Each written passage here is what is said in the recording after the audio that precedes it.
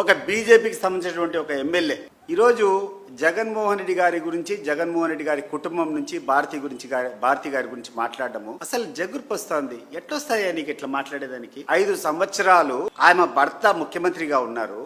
ఏ రోజన్నా ఎక్కడైనా ప్రభుత్వ కార్యాలయాలకు కానీ, ప్రభుత్వ విధానాలే కానీ, ప్రభుత్వ విధుల్లే కానీ ఆయన ఎప్పుడైనా జోక్యం చేసుకున్నారు? దానికి ముందు రాజశేఖర రెడ్డి గారు ముఖ్యమంత్రి ఉండేటప్పుడు రాజశేఖర రెడ్డి గారి కోడలాయమ కనీసం హైదరాబాద్ నగరానికి కూడా ఆమె రాలే.